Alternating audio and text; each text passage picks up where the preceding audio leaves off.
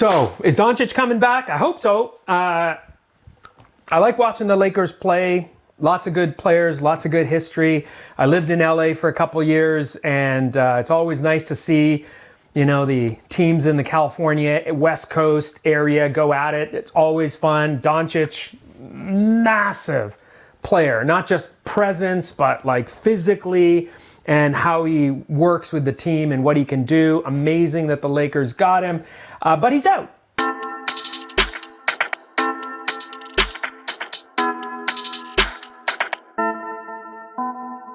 I'm Doc Faisal, orthopedic surgeon with Move Smarter Health. We are sponsored by an educational grant from Kinesi Movement. I love sports. I love talking about injuries. I take care of shoulder and knee injuries, and I operate and treat on them. And please consider this an educational, informative video only. Here we go. He went to Spain. You want to know why he went to Spain, don't you? All right, so what do they have in Spain that the US doesn't? According to the reports, he went there for PRP. Okay, and biologics. Well, we got biologics here, we got PRP. There's lots of experts all over the country doing that in North America, plenty of places in Europe. But apparently he also got some stem cell injections. And so stem cell injection is not something that you can do here in the US. Just as a treatment, cash pay to any patient from that perspective based on the FDA regulatory requirements. So stem cell injections are still kind of limited and restricted. Clinical trials, studies, investigation, research, basic science, those kind of things. But it's not available as a physician-patient regular clinical care. Why is that? Well, there's a lot of reasons. We've done a segment on biologics before. There's lots of material out there. Basically, you can call certain biologic treatments progenitor cells. You can do PRP. You can do bone marrow. Now, those aren't true mesenchymal stem cells, and there's a difference. So biologically speaking, there's a big distinction between these progenitor, bone marrow, PRP is a little further down, but any of these progenitor treatments, and then you get the stem cells. And so that's something that's more readily available just because of the way the EU and the CE mark and the regulatory standards there. CE is the European equivalent to the FDA. And so there are some things that you can get treatment for there. And that's why you often see a lot of big name athletes go there if they want something that you can't get here. Now we know about the German surgeon that lots of people go for their knee. That's different. If you're a world expert and tons of athletes have been going to you, then you get an opinion from him. Makes sense. Just like you might go see the big shoulder guy in the US. And we have so many. There's so many. But anyway, there's always one guy in the world that everyone goes to, right? And so, that's the case. Now, do they have stem cells in Germany?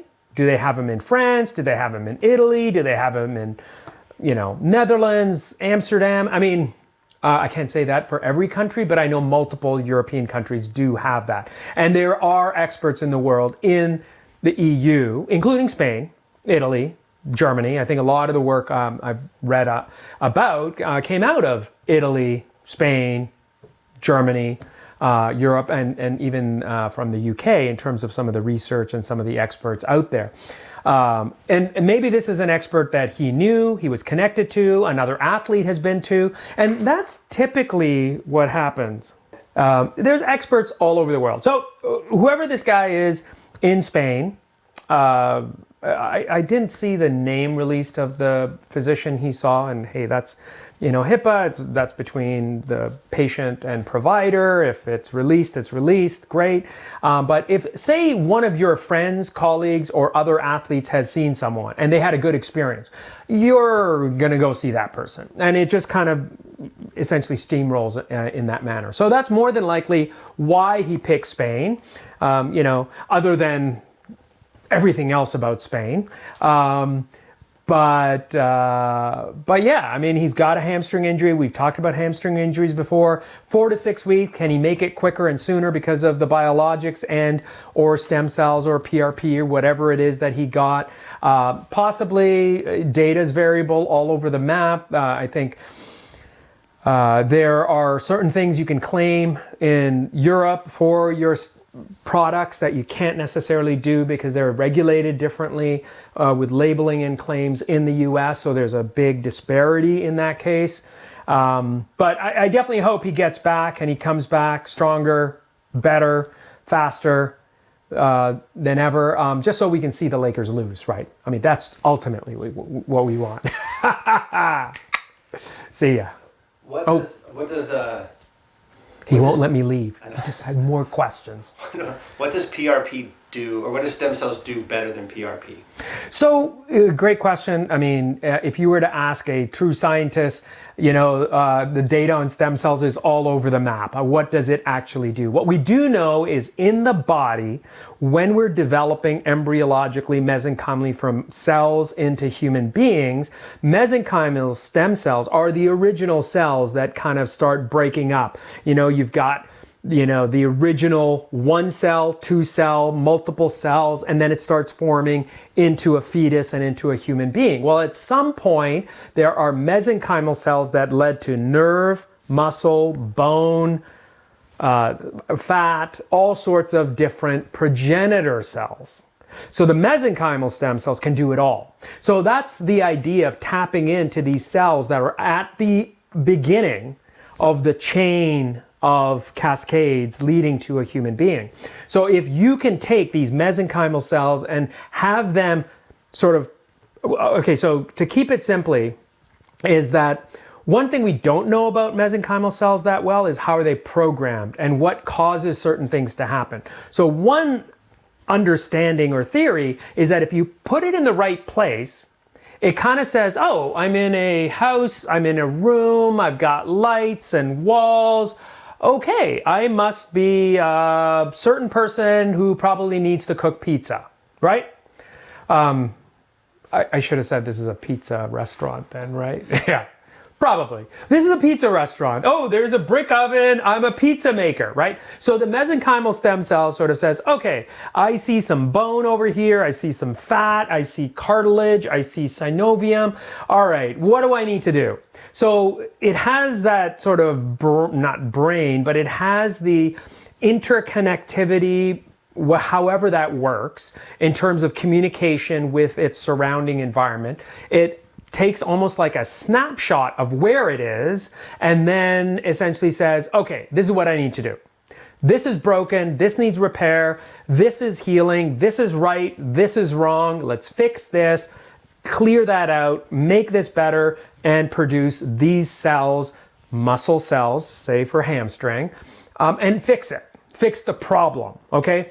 Now, that is the most simplistic way of understanding it, but the logic workflow is kind of a simplistic way of understanding that logical workflow. There's so much going on, much of which I don't even understand because the research is at the horizon of change where so much is still being learned about what's happening. However, people have isolated these mesenchymal stem cells. They've isolated them, and sometimes you can get the cells from your own body, and then you can develop them, or you can stimulate them. But for the most part, you're taking your own cells and implanting them in an area where there's damage. And that's more than likely what he had done in his hamstring. Now, I'm not going to get into what people are trying to develop because there's so much people are trying to do. Like, what if you develop a population of cells that you grow in a lab and that becomes a mesenchymal cell that then can be injected into any human and you don't have to use your own tissue or your own blood? Okay, so that's getting into a whole other area of research that's some of it's unregulated. In the US, it's heavily regulated about how you can do that. The allogeneic form, or is it purely synthetic? We haven't gotten there yet of a purely synthetic mesenchymal cell, but who knows? There's a lot we don't know. So that's in a nutshell why you went to Spain. What's a stem cell? We've talked about PRP before. Right now, platelet-rich plasma, at its best, we think maybe it'll help with some inflammation, pain. It might help in certain areas. Maybe it does something from a healing perspective. But I think the stem cells is kind of like, that's like the holy grail. It's like, oh, you got stem cells.